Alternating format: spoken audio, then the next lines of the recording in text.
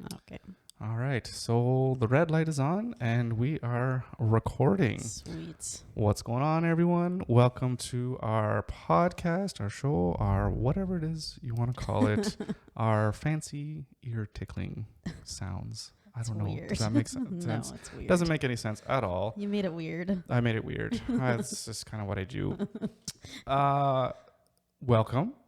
My name is Odum. I'm here with my lovely wife, Andrea. And in the show, we talk about people that do really cool things and people that inspire us to think about how we can do cool things in our life. And today, we're going to be talking about someone who has done something really cool. I don't know if per se it's going to be something that we're going to want to do. I probably am going to want to do it, but I don't know if Andrea's going to. So we'll find that out. And this person's name is Dykes. And this book is called Mission Impossible. Mission Possible, right there.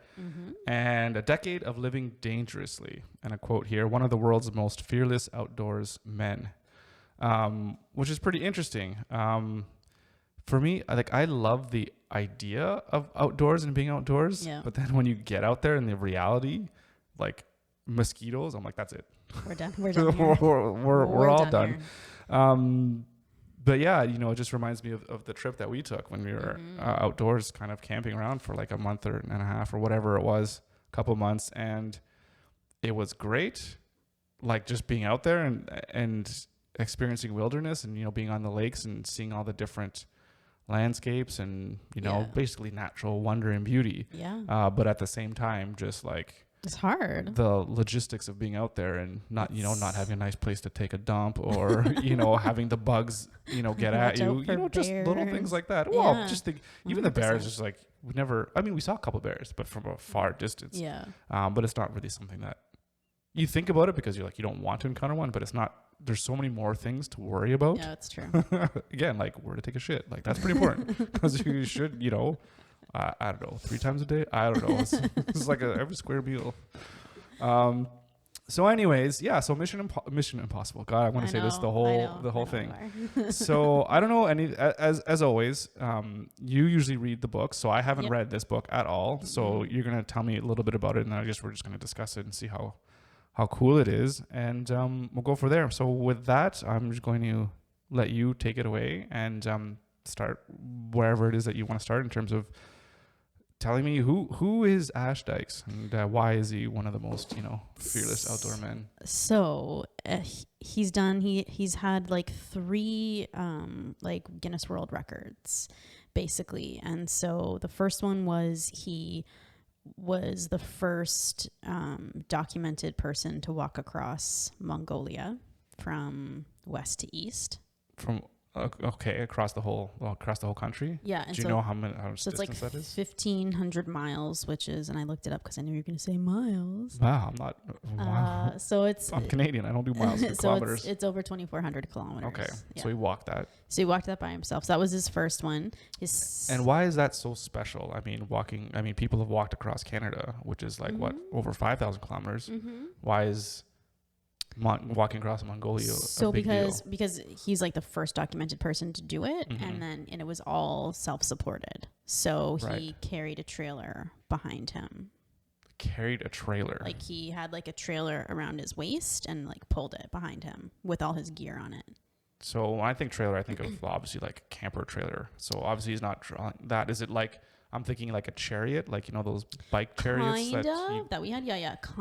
Kind of, but it's like it was like custom made. So it could be light and like puncture proof tires and everything like that. Sure. So basically it's just like you hitch it on to your waist and he pulled it that way and like all his gear on the back. Instead of like having a sled dogs, it's like, you have just some kind of custom made sled that you're just dragging around. Yeah. So. And I imagine too, another reason why it's so, like in the records, because the terrain is not pretty, it's pretty unforgiving, I would imagine. Yes. Unlike Canada, which is flat and, I don't know. Well, the terrain here is pretty crazy, but. Well, but you could go through well-traveled roads. Like you could just walk along a Trans-Canada highway, Exactly. So he used in the West, Mongolia, he got as close to like the Russian border as he could, but it was, it can get pretty dicey over there. Okay. So he started, it's called the Altai Mountains. So he had to walk through this big mountain range. Right. And then he walked through the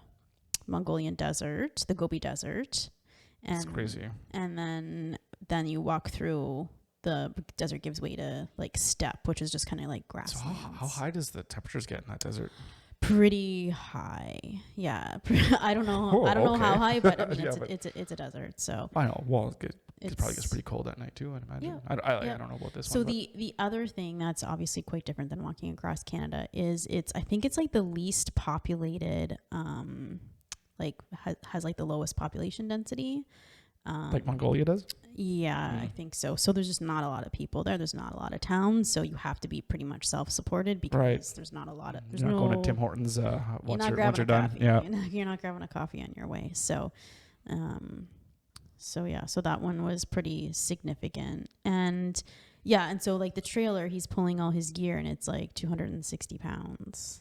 So he had that much gear. Yeah. So did he carry all of his food for the whole trip in one go? No. So he had some drops, I would imagine. No, he didn't have any drops, but he would meet like families or groups of people. There was towns along the way, and he would stop and he would buy stuff. He definitely carried as much food as he could with him, but he would augment that when he stopped as well. But the big thing wasn't necessarily the food; it was the water, right? Right. Yeah. If you're walking through the desert, water. Yeah. That's what's going to be so heavy. Especially if you're needing, like, if you're doing that kind of walking, I don't know, what is he getting, like 5 to 10 liters a day is probably what he's going to need. Yeah, It's ridiculous. Yeah. I don't know. So, so and he was only 23 when he did this. Right. So, and that was in 2014. So, yeah. That's actually good. It's probably easier when you're younger because you're... I think so. I feel now, being 40 years old, I'm like, my bones. Yeah. I don't know how well it will go. So it took him 78 days to do this. And like he almost died. Like, really? And how? So it's kind of interesting. So he's trying to conserve water. And so when they were plotting out the trip, he's trying to, like, there's definitely places where there's wells, but then there's places where it says there's a well, but we don't know for sure. Right. So he's trying. It says, what's it? Is he like looking at like maps, and then he's talking to like people that actually live in Mongolia that are helping him plan the trip or whatever. Yeah. And is he in Mongolia while he's planning the trip too? No. So and where's he from? So he's from Wales. He's from Wales. He was born in Wales. Yeah. So even the story of how he gets to do this is obviously that's the interesting part as well. So, but no, he planned. It took him, I think, like 14 months or so to plan this trip. Does it take that long to plan just because he's probably like working full time at the same time? So you can't just dedicate your whole life to... He's working, he's training, he's trying to get sponsors. Right. Yeah. You're doing the whole thing. Yeah. And everything. So, but he's not working though. No, I think he is working because you have to find a way to pay for it for sure. Right, the stuff isn't free. Yeah. So, but he's living at home in Wales while he does this because his parents are super supportive. So. Yeah. Awesome. So he does get he does get a bunch of sponsors and does this like kind of social media stuff to help publicize it. Right. And at the same time, like while he's doing this, he's carrying not just like stuff to survive, but all of his camera gear as well because he's going to document the whole thing. Yeah, the whole thing. So, So, but the time where he almost dies, like he's in the desert, and so he doesn't have like as much like water, or like he's rationing it too much, and so he doesn't realize it, but he's like dehydrating himself this whole time. No, of course, that's what I'm saying. You're what do they say on average? 2 liters a day or whatever. But if you're like walking the whole time, you're just constantly losing moisture and using water. So you probably have to have like at least 5 times as much you would think. Anyways. Yeah. But so if you're only drinking a little bit, you're gonna run into trouble. Yeah, definitely. So and then he's probably burning a whole lot of fat there too, just to get at some extra water. Oh, excuse me. Yeah. So, but he's able to kind of pull himself out, and how he deals with it is like he goes through. It's gonna take him, I think, 4 days to get to the next kind of town where he knows for sure there's like water and everything. So he's like looking, and he's like just doing things by like 100 meters, like. I can walk 100 meters, like that's the one goal, and then the next goal is the next 100 meters, and so just and then like he would stop every time. I think so, and just like slowly like kind of reach those goals. So So that's how he got out of it. So, yeah, but he goes through like all these like crazy adventures. Excuse me, Yeah, I gotta right like clear my throat. Go ahead, keep going. So but it's interesting because he meets these families along the way, and that's kind of the one thing he took away from it is everybody was so hospitable to him. And he even had like one of the guys, one of the Mongolian guys wrote on a piece of paper like what he was doing so he could give it to people if he couldn't speak the language. Well, right, that's cool. Yeah, so this is what I love, sorry, just to interject here, is that it's like all these stories that we read and talk about, and people are doing things from all over the world. And it's just like, it's like no matter where you are, it's like people are people. And for the most part, they're generally nice and they just want to interact with you. It doesn't matter what your divide is in terms of the language you speak or your skin color or anything like that, or any of the basically other kind of bullshit that you're constantly being bombarded with in the media about, oh, these are all the differences, this is what's driving us apart, blah blah blah blah. Yeah. But really, when you talk to just actual people are just people. They're having the same struggles that we're having, trying to survive in life, trying to get their food, try to have meaningful relationships or whatever, interact with people, just going about their day and just trying to be as happy and as fulfilled as possible. And you see that when people are going out and doing things, and it's like the real world doesn't reflect what, at least here in Canada anyways, of what the media portrays the world to be. Absolutely. As in this place where everyone is just so hateful of everyone else or whatever, right? And there's all this kind of huge thing where you go to a different country and it's like I don't know, do you know what I mean? Like you just get that feeling when you're listening to that everybody's out to get everybody else. Yeah, exactly. Yeah, and it's not like that at all. And that's what he took away from it, is that everybody was just so hospitable. Like they'd let him and so they're not called yurts. I forget the name of they're kind of like, they're not teepees, but like, and they're not yurts. I forget what the name of them is, but they're not like permanent structures anymore. Okay. So these people live in, but they would like welcome him in and give him tea and food and like all kinds of stuff. Yeah. So it was really kind of neat how that worked. But his big fear was, before he started, like as he was planning this, which was trying to find someone who had done it before him or someone who had attempted it. Right. So he found this guy, his name's Ripley Davenport. And I think this guy is some sort of like special forces army guy from England. Of course he is. Of course he is. And so he attempted it 3 times and he was evacuated every single time because either injury or something else happened.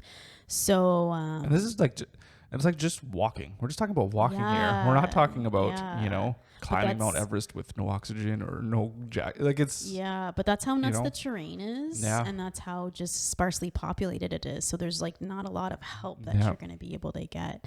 So I just thought that was really cool too, that even though like that didn't deter him from trying. So I thought that was really cool. Yeah, because it's just there's that army veteran right now that's walking across Canada. Yeah, right. Yeah. So and it's like we just got to go over 5,000 kilometers or whatever it is. I don't know. I don't know. Yeah. Maybe he's not going all the way. Maybe he's just going to go to Ottawa, I guess. But I think he's leaving from somewhere in BC, or he left from somewhere in BC, right? Yeah. So, but again, he's going to have lots of stops on the way, and I'm sure he's going to have just an incredible story when he's all done.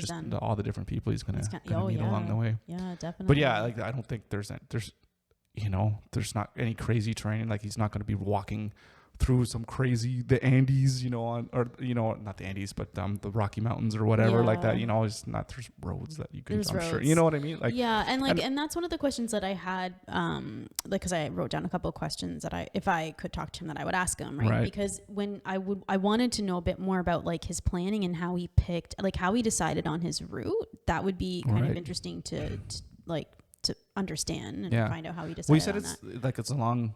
Oh, maybe this is somebody else. You said you're talking about the Silk. Yeah, you're talking about the Silk Road. That's something completely different. Yeah. So there's no set defined like old trade routes or travel routes. I think there is, but I don't think it's like like we have the Trans-Canada Trail here. So I don't think it's as simple as following like a well-defined cross country like highway. I just don't think that's there. But he talks about times when he's like pulling his trailer and it's like the sand is so thick, it's like trying to pull it through concrete. Yeah, and like he even got like blisters and everything around his hips from pulling this thing. So, yeah, Yeah. But yeah, it's only he encounters like snowstorms when he's in the mountains and then sandstorms when he's in the desert. So he's got to wear have like shorts and like desert weather to also like winter weather. Yeah. Carry all that stuff with him. Yeah, and then the other thing that this Ripley Davenport, the guy that attempted it, was telling him was like, you got to watch out for the wolves. Like these wolves are no joke. Like you got to watch out for them.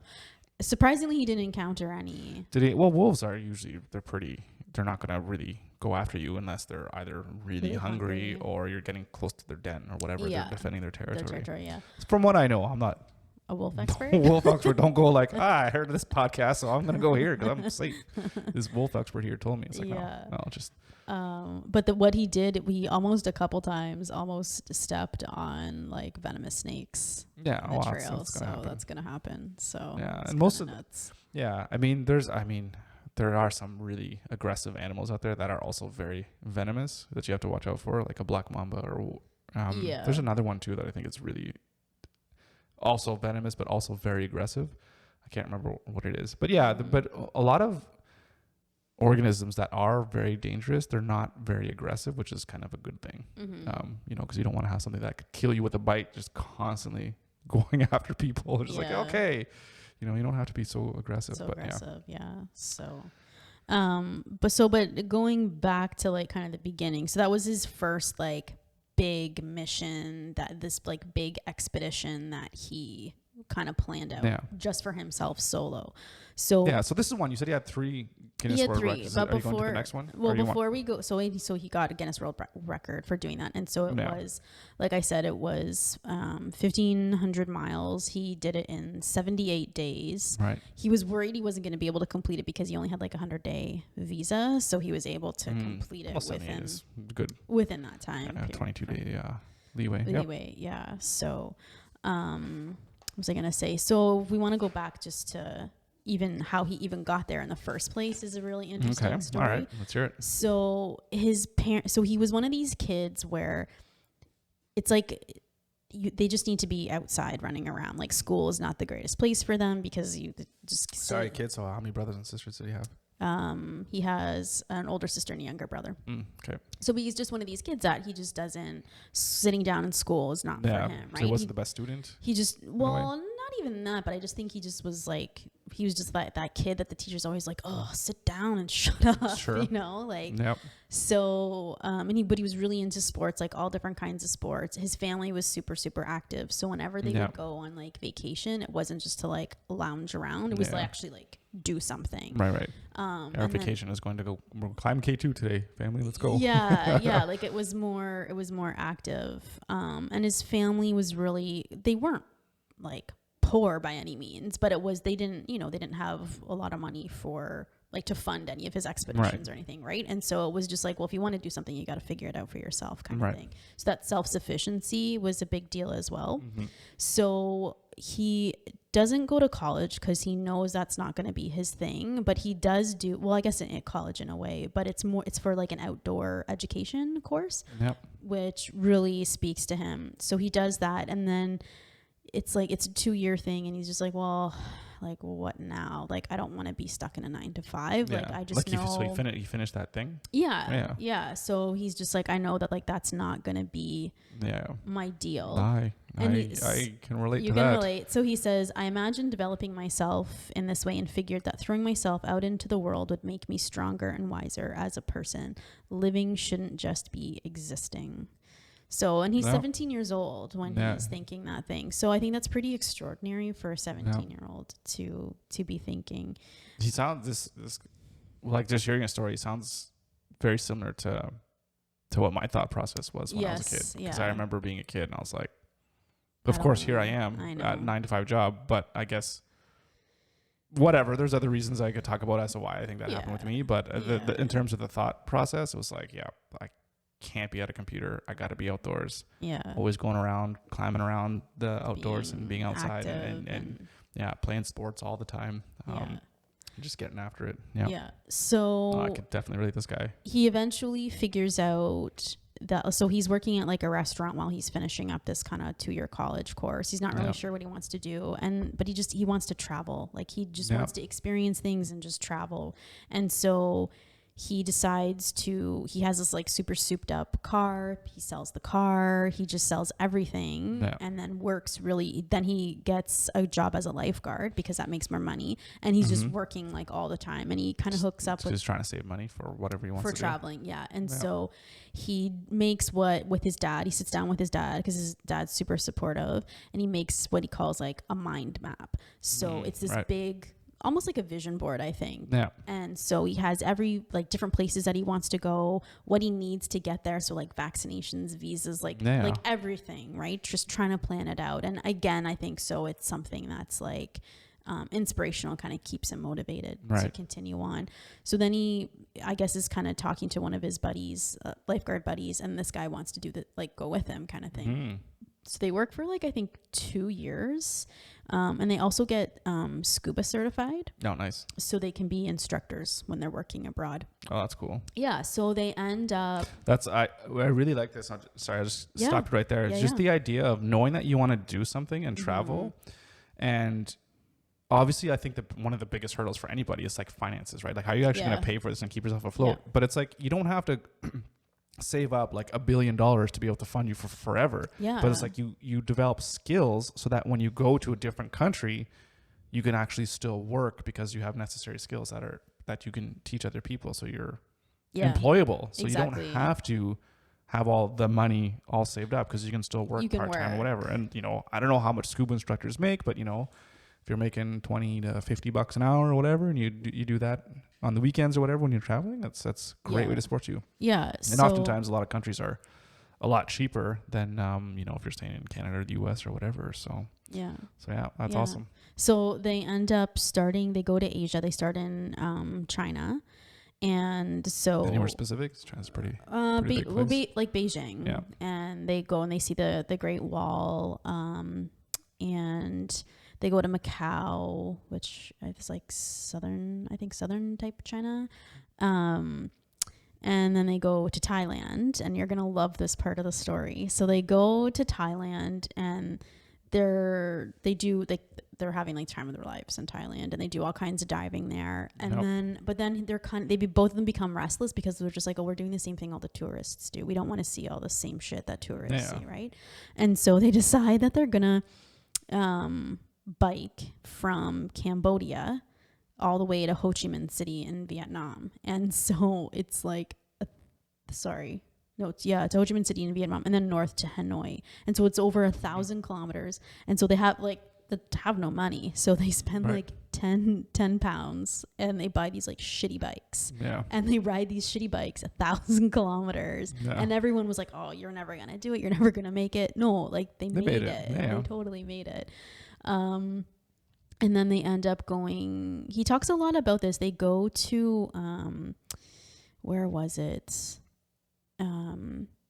they stay with like a Burmese hill tribe and just kind of learn to live off the land. Like this tribe is living off the land. So, and that was, I think, really they were accepting of them, I guess. So he doesn't delve too much into it, but it sounds like it was like really impactful for him to like see how these people live off the land in the jungle. So then they eventually go, where was this? Burma. Okay. So like close to Taiwan, or not Taiwan, Thailand. Yeah. And so then they go to Australia, and they work there for a while. He has this one really interesting interaction. It's really expensive in Australia, so they really have to work. And so he ends up getting this really shitty job where they have to go door to door working for like a utility company. And so what happens? So he was saying, like they go to this one, the kind of like the supervisor he had ate like shit and was just like not like a nice guy, and kind of like the antithesis of who he wanted to be. And so he's working this shitty job. Yeah. And then so he kind of sees where his life is going to be heading. Yeah. And so they go and they knock on this one guy's door, like to try and get him to this utility thing. And the guy was just like, oh, like, sorry, I'm already locked in with this other thing. But, like, I really appreciate, it's a rough job for you guys to be walking out. And so this asshole supervisor is just like all puffed up and kind of saying, yeah, well, but I got a nice car and I got a nice this and blah, blah, blah. He's saying that to who? To like the guy he's trying to sell. Oh. Yeah, That's just weird. yeah. So Trying to he's make himself feel good about himself, exactly like putting other people down. I've seen that before. exactly. And so then Ash sees this, and then so the guy responds and says, "Well, like nice cars aren't everything. Like those things aren't everything, right?" And so it kind of like flicked a switch in him again. Like I think just like emphasizing the fact that like choosing like the path less taken and not being materialistic is what's important for him. Mm-hmm. So it was kind of a pivotal moment that he talks about there. And so he quit his job immediately. Oh yeah, I was like, I'm done. I'm done. Yeah. And so then he meets up with his buddy again, and they bike across Australia. They not across Australia, but it was like 700 miles, which is that's enough, right? But when they're biking, how long are they doing this for? Because it doesn't take that long to bike. So that took 1,000 kilometers, right? You can do that in a few days. So cycling Cambodia and Vietnam, that was over 1,000 miles, and they did that in 15 days. Yeah. And so the one in Australia was 700 miles, and they did that in 13 days. Yeah, well, if they're taking the time. So where exactly are they staying when they're biking? Are they just tenting up? Just tenting it up. Yeah, exactly. So then they decide he goes back to then they decide to like Australia's too expensive. Yeah. So they go they go to India. They mess around in India for a while. They go to the Ganges. They go to the Himalayas, just have fun, and then they go back to Wales. Yeah. And he goes back to Wales. Goes back home. And so this is before he does his Cambodia trip then, right? So he's getting Mongolia. Yeah. So he goes back, and they actually get super like a dive master certified. Okay. So then they go back to Thailand, and they become dive masters, so they can like do like teaching and get paid teaching the tourists better how money. to do. Yeah. And it sounds like it's amazing. Like it sounds like this is a pretty sweet deal for like a young kid. Thailand sounds amazing to everyone that I know that's been there. So it's just amazing. I know. So then you're gonna love this part, because not only is he like this dive master instructor, he's making money this way, but then he trains in Muay Thai. Yeah, of course. So what else would you do in Thailand? Yeah, so he trains Muay Thai, and he actually does stadium fights. So he won. I think he won like one of the stadium fights he was in. So that's pretty cool. Yeah, like there's fighters of all levels, right? Because I mean, some of those kids there, they start fighting super young. 'Cause that's how they pay stuff for their families. Yeah, it's crazy. Yeah, so so then but then it's like I think he's there for about 2 years, and he's just kind of like getting just kind of sick of it. Like you're done. You want more. You've it was good, and you experienced what you need to experience, and then it gets to a point where you're not really learning anymore, and you're not growing. Exactly. Yep. And so like that's when he couldn't stop getting the idea of Mongolia out of his mind. And so he kept thinking about it. And then he's like, okay, I need to move back home and start planning for this. Right. And this is what I really want to do, right. Planning and researching for it. So that's what he does. And the whole time, the other thing that's interesting is like his training to get ready for Mongolia. And it's basically like, again, I feel like you need to meet this guy because it's all like body weight stuff that he does and calisthenics, which is what you love. Like functional movement stuff. Because it's like, I need to train how to pull up this set. You're not going to go do this bicep curls. No. How is that going to help you do anything, right? All calisthenics and really intensive like core work. I think his uncle like gives him like one of those big tractor tires, so he's just flipping the tractor tire. Yeah. You just bend down into a squat there so you can get your legs going and all that. You got to have definite mobilities in your legs to climb the mountains or whatever it is you're going to do, right? Exactly. And so he does other things while he's back in Wales too. Like he cycled the length of Britain. And I guess he did that for charity, and that took him, it was not quite 1,000 miles, and he did that in a week. Yeah. And then he walked across Wales in winter, which was like 200 Why miles. don't we just go bike all the way up to Cape Breton? That would be pretty awesome. Yeah. That would be pretty awesome. Yeah. Yeah, let's get the kids on board. I'm sure they're gonna love doing that. So then he goes to Mongolia, but that's the story of just like everything he did, like even before Mongolia, like he did a ton of shit. Yeah, like, that's really cool. Yeah, that's really awesome. Cool. It's amazing. Yeah. All right. Anyway, so that's Guinness World Record number 1. Yeah. So now he has 2 more. Tell me about these 2. So number 2 is after. Well, how old is he now? right now. Approximately. He was born in 91, so that's what 11 years older. So he'd be younger, 31 right now. Yeah. Right. And so he was 23 when he did the Mongolia trip. Yeah. Okay. So then the next year, and I don't know how he comes to decide on Madagascar, but he decides to walk. You saw the movie, obviously. Clearly. He's like, I need to be there. I need to go find King Julian. I need to go find Alex. Alex Nix. Gotta go find him. So he decides to walk the length of Madagascar, which is 1,600 miles. Stop it. So I don't know what that is. That's what he gives. So well, I don't know. I know, and I'm like, well, you're you're from the UK. Like they have the imperial system too, don't they? Well, I'm pretty sure they're metric. But didn't they invent the imperial system? I don't know. So 1,600 miles is 2,574. All right, 2,500 kilometers. All right, yeah. Gives me a little bit more of an idea. Yeah. All right. So he walks like around it or just along one edge, up and down? The length. So he goes from the southern tip to the northern tip. That's up and down. Up and down. Up and down. The length. I said the length. So what's the height? The length is XY. X-axis is length. Anyway. Y is. Anyways. Height. So then he also. I don't know. I just sound like I know what I'm saying, so I could be wrong.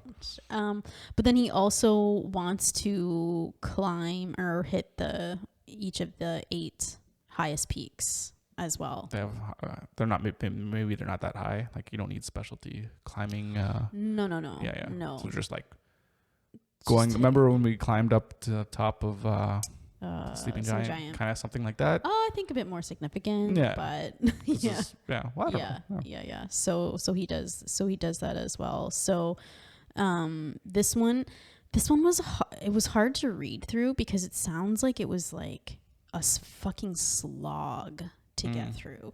And not only that, for this one he has guides with him because there's more people there, and so and they speak Malagasy, I think is how you say it, and so he needs like a translator. Yeah, especially because he's not always going to be in the main cities. He's going to be in a lot of like the tribal areas as well. So and he's not just sticking like along the coast, right? So he's actually going through like defined areas. Yeah, and he's going through like jungle, like he is going through. It's going through crazy jungle, and even at some points it's like the beginning of monsoon season as well. So but like towards the end, so he's dealing with that as well. Yeah.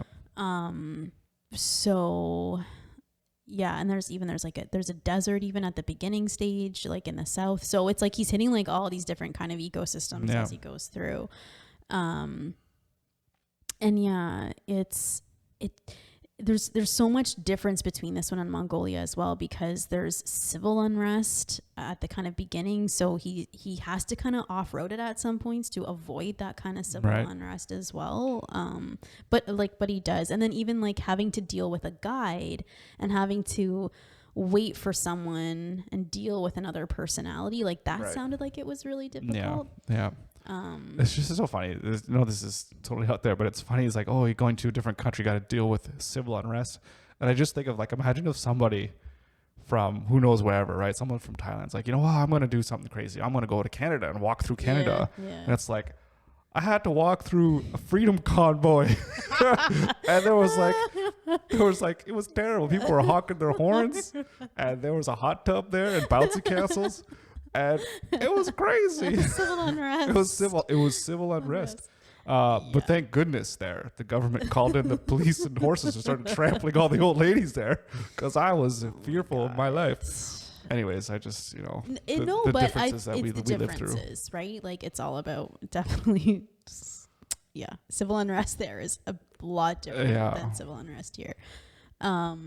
So he has to deal with like a lot of different challenges there. And what's interesting is so many people were just like naysayers to him, like, oh, you can't walk across. And even like the people that actually live in Madagascar, you can never do this. And what he was saying, why would they say that he can't walk across a country? I don't know. It's like, I've already walked across Mongolia. Like, what's there? But I think one thing he was saying is like when he would talk to like the local people there and tell them what he was doing, and they were all like, "Oh, you'll never be able to do that." But he's like, they don't have a good idea of, because they haven't done something like that before and they haven't heard of anyone doing that before. They just like immediately assume, oh, it's impossible. Right. But and I think this really goes to the same thing. I don't know what podcast we talked about at this. Everything is impossible until it isn't. Right. And then everybody does it. Right. And so the big thing was so that you know that you can do it. Yeah. Like the big thing was like with running. Right. And everyone thought, oh, it's impossible to do a sub 2 hour marathon until someone does it. And then everybody does it because they see that it is possible. Yeah. So, but I like that he never let that kind of hold him back. Yeah. So, yeah, so that was interesting. And so he has to cross like a bunch of different rivers, and these rivers are just like, there's crocodiles in these rivers. Yeah. He was okay, but it's just like there were some dicey situations where did he actually cross it physically with his he walked across them as opposed to because there's no bridges, there's no like, I think there was one crossing they did build a raft because that's what I was gonna say, because like they had to, otherwise they would be eaten by alligators. But did they, in all of his travels, did he have any kind of like, what was his weapons? Like you said, there was wolves or whatever. Did he have a gun, or did he have No, he didn't have anything. Bear spray even, or any kind of? I don't think so. Not that he mentioned in the book. That's. I'm sure like he had weird. A knife, and I think he had a machete, but that was because of hacking through the jungle. It wasn't for protection necessarily. Well, I mean, yeah. But then they get to this one village, and I watched there was a YouTube. I forget. I don't know if it was. I don't know who the YouTube, doesn't matter. But it was about plague. Like the plague being in Madagascar, and like that's an actual danger there. Bubonic plague. Bubonic plague, yeah. So right, because no one's vaccinated for that. I don't know that there even is a vaccine for bubonic plague. But anyways, so he gets to a village that there's an outbreak. Yeah. So what does he do? They stay overnight and then they leave. They are like, make sure they're not around any of the rats and stuff. You got a mask on, so you're fine. I don't think that's gonna protect you. 2 masks. Don't think that's gonna protect you. So then what's really crazy, shouldn't make fun of that. That's serious business. What's really crazy is he starts to, at some point he starts to feel like really, really like sick, like almost like how he felt when he was in Mongolia, like dehydrated, like heat stroke kind of thing. And he feels really, really bad, and it just gets worse and worse. So finally they get to a big city, goes to the hospital, and he has malaria, that's and not like good. the worst one to get. And if he hadn't have gotten to the hospital, he would have died. He would have gone into a coma and died. So luckily with this one, it's falciparum. It doesn't stay with you forever like some of the other malarias do, but this one is deadly. So if you don't get it treated, you will die. What's the treatment? It's just some sort of like anti-parasitic. And so don't say it. It's not ivermectin, is it? No, it's not ivermectin. No. This works for everything. No. Robitussin up. Let's get some Robitussin too. That works too. They should combine ivermectin and Robitussin. It'll literally cure everything. Yeah. And then Windex. Remember Windex? And Windex, yeah. Let's throw some Windex out there. That's for external. External. Like moles and bumps and whatever. Right. I forgot. So he ends up just taking a medicine, then he's fine. So I think he was if it ain't as good as deadly, he took medicine, he's fine. So it's like it's deadly if untreated. Yes, but you will die. But the treatment's easy. Yeah. It's kind of like if you get bit by a rattlesnake, you could die, but you get antivenom. But if you're not around, then you're in trouble. Exactly. If you're younger, I think as an adult, if you get a regular bite, you'll be okay. I don't know. And I think it depends where you get bitten as well, right? Right, where and how long and how much. Well, I think it's how much venom actually got in you. That as opposed to yeah. So but he talks about how, because he was taking malaria medication the whole time, but it's like a prophylactic. Yeah. But because he said they ate some dodgy eel or something, and so it gave him and his guide like. They were sick. Just getting the runs. They were getting the runs the whole time. So that's why he thinks he got it. It was because the medication he was taking just ran out of him. So how long was he sick for? A couple of weeks, I think. I don't know, like maybe like a week or so, I think, something like that. Yeah. So, yeah. So, but then it's like he carries on, and it's so funny. I love some of like the little sayings, like dodgy, made some dodgy eel. And then the other one he keeps saying in the book is, "Oh, I cracked on. We crack on." That's crazy. Keep going. It's just funny. That was funny. Do you remember? I remember someone in grad school, and you know they'd have like a potluck or whatever. I didn't go to this one. But so somebody like, I don't know, they just don't know how to cook food or whatever. Just like they went to the potluck. So somebody just brought in like a raw fish. And they, you know, it's like when you have sushi, it's like specifically prepared fish to eat. But they like bought a fish. Like you go at the grocery store, like there's fish there. They just bought a fish and like cut it open and just put it out there. And then, so this girl, she's talking. She's like, "Oh yeah, you know, I just had some because I didn't want them to feel bad or whatever." Jesus. Like, you don't just eat a raw fish from somewhere. Fish. And then it's like, "Well, how'd it go?" It's like, "Yeah, I was like sick all night. So I get no shit." So it's just like, yeah. Congratulations, you parasite. It was a little dodgy to say the least. But yeah, God. so you can't just, you gotta be a little bit smart with what you're eating. Yeah, no kidding. It's just hilarious. I'm like, if I just saw like a fish there, I just wouldn't just. No, just I don't care. I'm not gonna. Oh, that's I don't hilarious. care about your feelings. When Yeah, it comes it's like to food poisoning. I was like, who the fuck brought this dead fish here and just opened it up? What the hell is going on? What's wrong with you? What is wrong with you? I know. You didn't hear Domino's? You just called pizza? I know. That's what I Like, was gonna say. Pick up something God. else. Or just go to like actual sushi where they actually prepare the fish properly, right? It's not going to get mixed in with whatever else they just cut open, right? Yeah. Jesus. Oh, anyways. That's funny. So he's going through like all of these, climbing all these different mountains. And so he gets to, I think it's like the last one he needs to summit, but it's this big fucking, like, this is the thing that always gets anybody that's doing any of this stuff is like the logistics and then like the bureaucracy. Right. Because he had like all the permits, because this last mountain is in like a national park, I think. Right. And so he had gotten all the permits and letters and everything signed beforehand before he went and did all this. Shows all the people the paper so he can get into the park and all that stuff or but whatever. they wouldn't let him do it. And he's like, this is such bullshit. Like, this is like the last one I need to climb. Yeah. And so he does it like on the DL, like without them kind of knowing. He just kind of sneaks up it. Yeah. Wow. So how long does it take him to get up there? So it takes him a couple weeks, but then a couple weeks? How do you do that on the down low? Well, I think because they sneak past like the entrance, right? And then they go. Right. But the locals tell him to climb up this mountain, he has to carry this white rooster. He has to carry this white rooster. Like a live white rooster? A live white rooster. What, the whole time? The whole time. He has to carry this white rooster to the top of the mountain. And what, set it free? And set it free. Really? Yes. You are now free. And then the rooster just instantly dies. You can see the pictures of him with this stupid fucking rooster in his backpack. And he named it Gertrude. Jeez. So he's carrying Gertrude, and he's like, yeah, he kind of became like domesticated, and he wouldn't leave us alone. So once they get to the top of the mountain, he's like, you're free. You're free. And he's like, man, I want to come back with you. So what else is he gonna do? I know.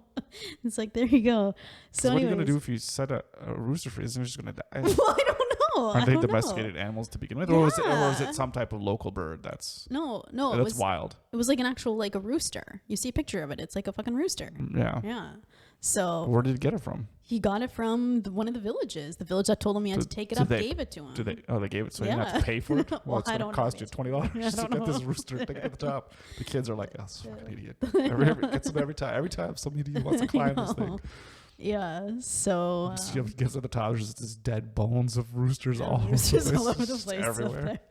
Rooster graveyard. Yeah. So like remember that time loop movie we saw where they went on the boat and they kept looping in the time? Oh, Jesus. And then there was, what was that movie called? The Triangle, I think is what was it? That was horrible. I love that. Are you kidding me? That was a fantastic movie. Anyway. I love when you get to time loop stuff. But then they go in, and then this one girl, she always died very similarly, and there was just this pile up of the bodies of the same body. Yeah. Where she just kind of go to die, and then it's just really funny how, instead of that, it's like roosters.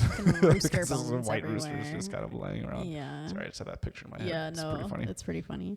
Yeah, so anyway, so he climbs. So that's his other second Guinness World Records is the Madagascar. Summited all the 8 peaks. I don't know if that was one of it, but it was just like walking across or the length of Madagascar was that. So, but the one thing I have to say though, that's really crazy was because towards the end of it, it's like the rainy season. So everything, it's mud everywhere as he's like going up these mountains and stuff. And so there's like leeches like dropping from the fucking trees onto them. Why would there be leeches in trees? I don't know. That was my question as well, but they're just fucking everywhere. Well, what kind of leeches are they? Well, they're obviously not some kind of aquatic leech if they're in trees. Well, they are because it's just like a fucking rainforest. And so there's just rain everywhere. It's like monsoon rain season. everywhere. So there's like leeches all over them. I was just like, ugh, reading it was just like, ugh. So did you just let them suck his No, blood? they would go at night and just like pick them off, I guess. I mean, at night. Well, once they were done their walk for the day or whatever, they would they didn't even know they were there, right? So, yeah. But are you allowed to?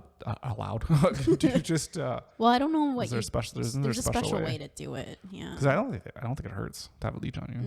No, that's why you don't even notice that they're on you until they're on you. Gross. Yeah, it's just gross. So, and they were like they're big, like the rainforest. Everything's bigger there. So. Yeah. Yeah. Yeah, it is. Okay.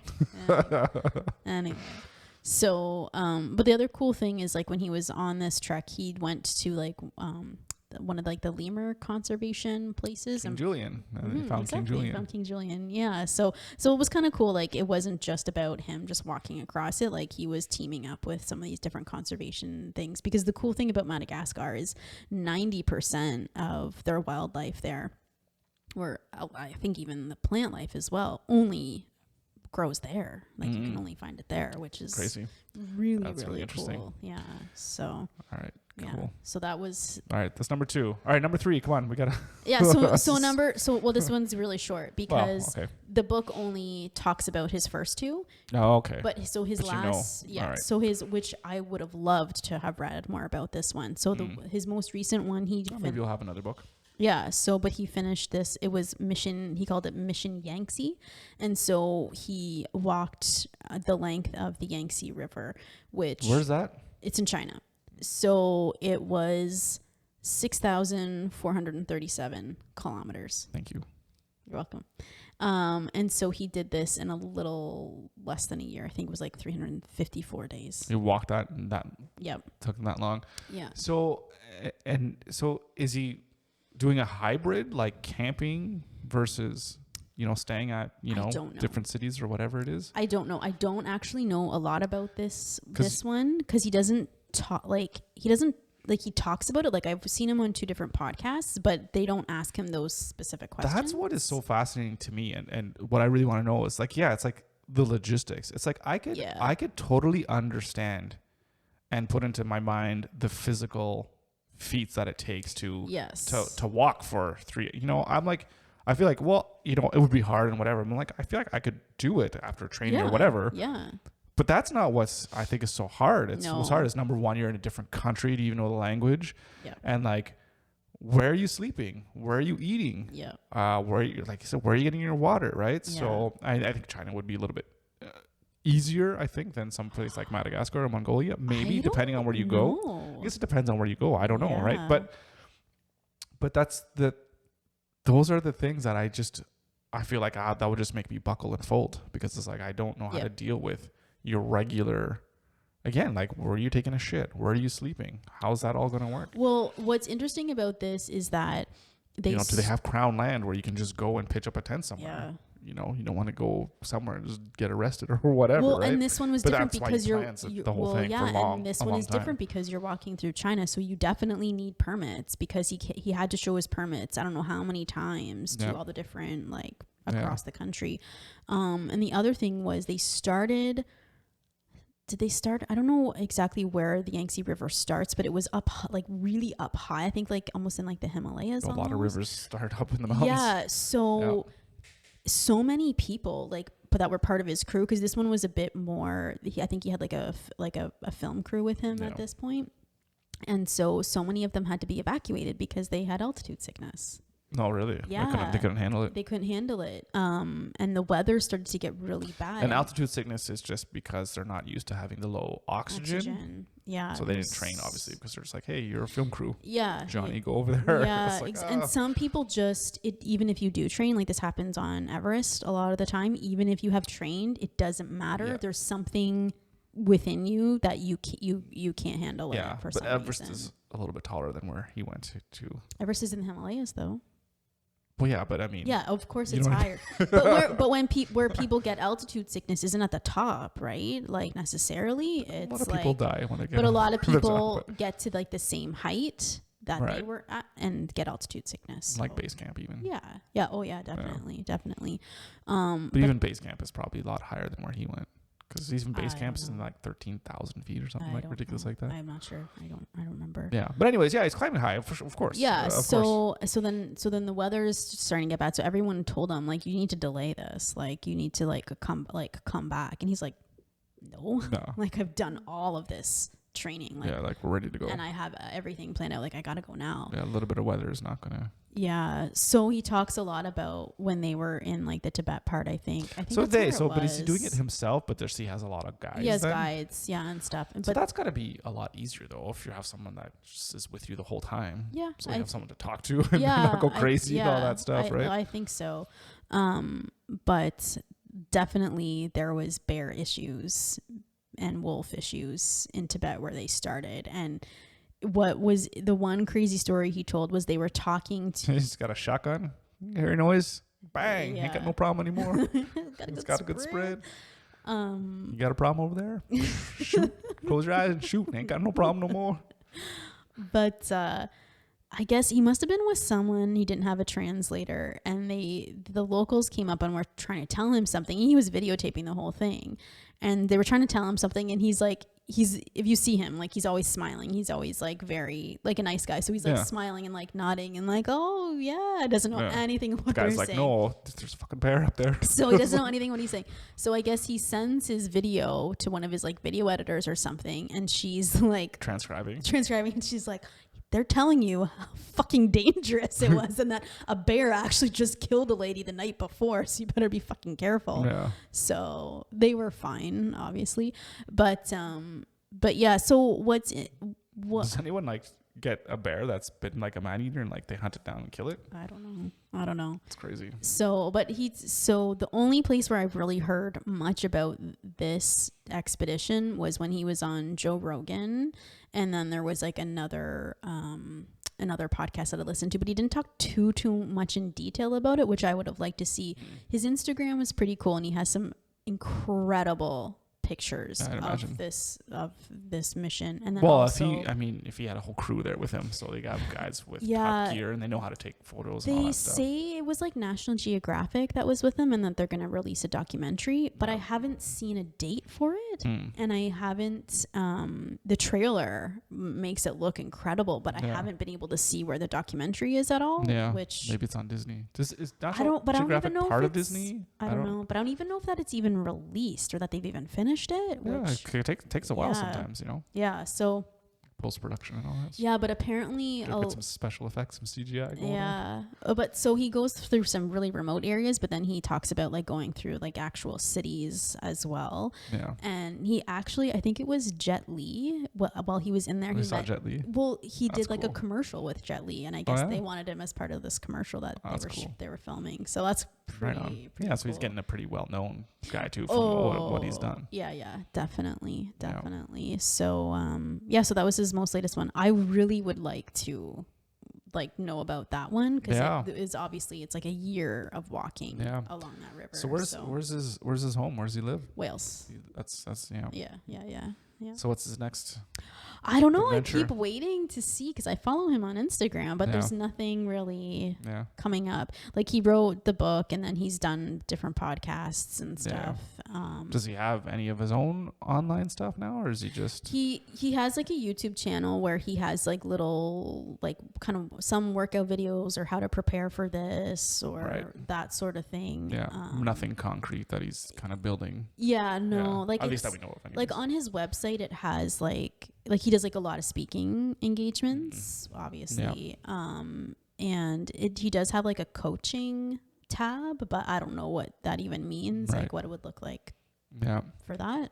That's really cool. But yeah. So that's amazing. Like this is, I love the story, and I love hearing about this, and it makes me, again, really think about, if you really want to do something and you really want to get yourself out of your rut or whatever it is, that you just have to bear down and actually do it. Yep. You know what I mean? It's like, there's one thing to just, what am I going to do? What I can't get ahead or whatever. It's like, well, just shut up and do it. Yep. Get it done. Right. I mean, again, you have to think of what are the limits that you're willing to push yourself, and what kind of conditions are you willing to accept that you might have to live in or whatever. Right. Cause like, I'm sure when he was, they did this 1,000 mile or, 1,600 kilometer bike ride across Thailand and Cambodia, wherever it is they went to, that they're like, okay, well, you know what? We don't have any money, but we're going to do this anyways. And we're just going to accept that. We're going to be eating rice every day or whatever the hell it was, right? Who knows? Exactly. Because we don't have that. We don't have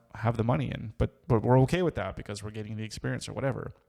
And then, I mean, if you look at that experience you have, I mean, he's one of the few people that has that experience. And then look what he's built for himself in terms of being able to, now, if you want to do something, I'm sure you'd have no problems getting sponsors, or like I said, get National Geographic to follow. You know what I mean? So you build. He has a ton of sponsors. Right. So you build all that, and like it's like who you are, and you know where you're gonna go, and you're just gonna go ahead and do it. And it really makes me think of we've been talking a lot about what we want to do and how we're gonna do things, and I've been thinking a lot about this. Where I was like, oh well. No, maybe I got to do it this way, or I got to do it that way. And we'll talk about more about this. I don't want to get into too much details now. Yeah.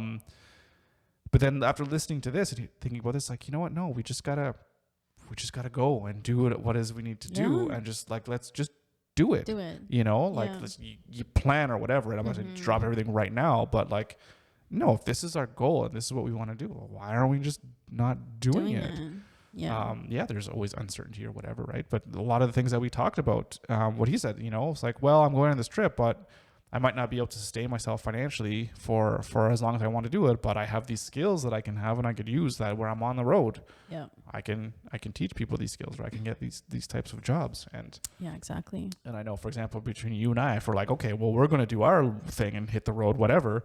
It's like, well, we have enough skills that if we needed to have money or whatever, we're running low. It's like, oh, okay, well, then we're just here. And then let's just work and do whatever it is that we need to. Because from you and I, we know how much money that we know we need to live on. It's not like it's that much, right? So I don't know. It's just really very inspiring. I don't know. I'm very, I love hearing this story. And I'm glad that we got this book. And heard about this guy, because I think it's really, really cool. Yeah, he's really cool.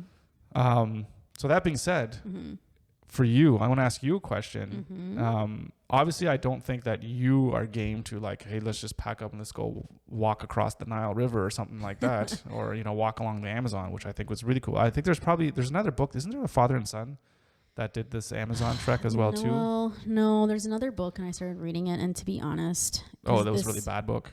He walked like basically across South America. Yeah. Following the Nile, but it was just kind of boring. Yeah, the book. Yeah, that's too bad. Which is too bad. Which is how I felt when he was telling about Madagascar. It felt like it was like a real slog, and he had to deal with some shitty situations. Right. It just made it feel like Mongolia was almost better because it wasn't. It wasn't the adventure of it. It was just like the politics and the because you don't want to feel like your life is threatened the whole time, right? Like, because then it's a little bit different. It's like, well, I want to go have an adventure, but I don't want to be like, I'm going here, and like these these particular locals might not be hospitable or whatever, right? And again, you were saying earlier, most people are good people, right? But you'll get to certain situations where there could be certain tribes or whatever. They're like, no, this is a no-go area, or there might be some kind of crazy conflict, or who knows what that's happening. Even there was just the one village that he went to. There was just one military guy who was drunk and waving his fucking gun around. I ain't going to prison. I ain't going back. Yeah, so it's like you have to talk. He had to talk this guy down, and eventually to let him enter the village and then leave. and like convince him like I'm Yeah. not some crazy person, like this Yeah. is what I'm doing. Yeah. So to have to deal with that kind of bullshit. Right. Right. Yeah, So with that being said, what's your takeaway? It's like, is there anything like this that you'd be like, oh well, yeah, this is something that I would love to do? Maybe obviously not walking, but is there anything in specific? Could be no. You know, that you're like, after reading this book, you know what, I want to try this. I don't know, and not specifically. No. I mean, I still would. I guess I would still love to go across Canada in Right. an RV. Like that's still just to be able to see the whole country. Right. Would be really, really cool. But like, would you want to bike across or walk across? Like, yeah, it's like, you know what, we're gonna bike from you know, wherever the tip, you know, Yarmouth all the way to Victoria or wherever the hell's. That's a lot. That makes me feel think? really tired. I don't know. It might be kind of interesting to do. It'd be an experience. It'd be an experience. Yeah. And like logistically, I just think it's like, yeah, it'd be a combination of find a spot off the road or whatever, pitch up a tent and sleep. Yeah. And then, or, you know, you get to a certain place, it's like, oh, well, you know, time for a hotel or motel or whatever it is to get a shower or whatever. And well, I mean, my uncle did it, remember? Oh, yeah. Yeah, I'm sure, I think, too, like, logistically, it's so much different if it's one person than it's like, say, our whole family's going to do it. Oh, that's a nightmare. Yeah. Well, I don't even know, like, kids are not going to, they're not going to bike for that long. So it'd be like, you'd have to, like, lug them in a bike with them in a trailer, but even like which is hard. Both my grandparents biked across Europe, so it's not, you know, and they were not young. Yeah, maybe it's something we could do after we get rid of the kids. Yeah, we'll take them out. No, not that table. Just like babysitter, get rid of all that. So have someone show them a good time. Yeah. But you know what I mean? Yeah. But like one of the takeaways from this book was he talked a lot about he called it his mind map. And I think that's why he was successful, because he planned everything out. And so I think being able to plan through those logistics and challenges and try and prepare for those issues, I think that's why he was so successful. Should we do that? Should we do some kind of Absolutely. What if we sat down and did like a whole family mind map? Is that the idea of like almost like, say, planning what the next 5 years is going to be? I think is so. that the idea? I think so. Well, obviously his was specific for whatever mission it was that he was working on, right? Right. But I mean, is there something that we can all do as a family? So it's like, hey, here's where we want to be in 5 years or 3, 2, whatever the hell it is. And then we get this big poster. I don't know what that means if you're cutting out images you see or whatever, or if it's actually just writing stuff down. I don't know how it works, but I guess you can do different things. Do it anyway, and just kind of plan it out and just like, okay, well, this is what we're going to do. This is what we decided. This is what everyone's on board with. Yep. Let's do it. Yeah, no, absolutely. That's very interesting. And then it's like more tangible, I think, when you put it that way. That's always what I've always told you. The hardest thing for me is like, I just don't know. Like I said, we talk about this forever, like 9 to 5, how I can't deal with it. I don't like it. Even though I don't care how awesome the job is, I can't be constrained by it. But I am, because I have to. I don't have, well, again, there's the language, right? It's like, I don't have to. It's like, what do we, anyways. But what makes that bearable is like, okay, well, I'm doing this for a year because I need to save $10,000 and we need to plan for this, blah, blah, blah, because we need to buy this, blah, blah, blah. And then come exactly April 1 next year, we're done. We're done. So then it's like a specific and I think that's exactly sacrifice to know exactly where you're going and know exactly everything that you need. Well, and I think that's when he first even began traveling, he had that 2 years as a lifeguard, and maybe that's not like his favorite job, and I think it sounded like it was kind of boring, but it's like, you know what your goal is because you've made this huge plan, and so you know what this plan is, and that's what you're working towards. So I love that. So that's a good takeaway. It's a really good takeaway. So in terms of the book itself, you said there's a few parts that weren't maybe the most engaging, but on a scale as a book to read, 1 to 10, I'd give it a 7. A 7? Yeah. Okay. I'd give it a 7 just because the Madagascar part was just, it was rough. It just sounded like it was just not, and even like when he got to the end, like at the end of his journey, he's just like anticlimactic almost. Yeah, because it's just like, oh, fucking finally. Yeah, it's like, I'm done. This motherfucker. Get on the plane and get back home. I just think of the plane in Madagascar there. Yeah. Slingshot the blade. Oh, God.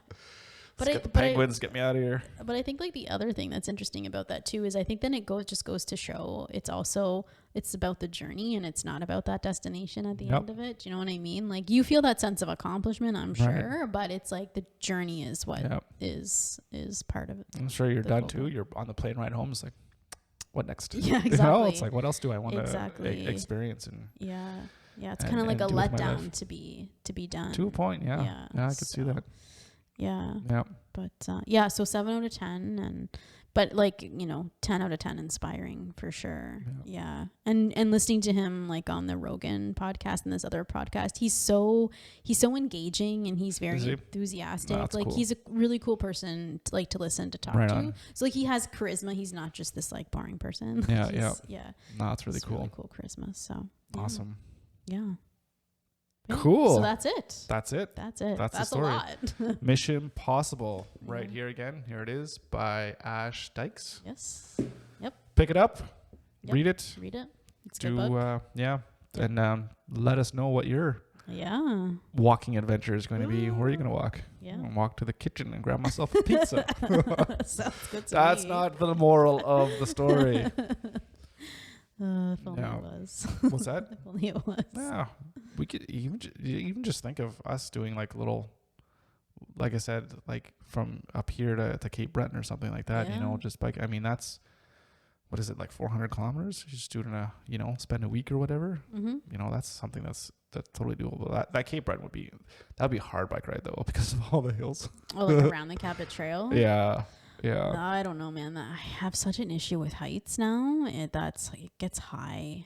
But you're on the road and you're like, you have like 50 meters of, you're not on a cliff. Oh, it feels that way sometimes.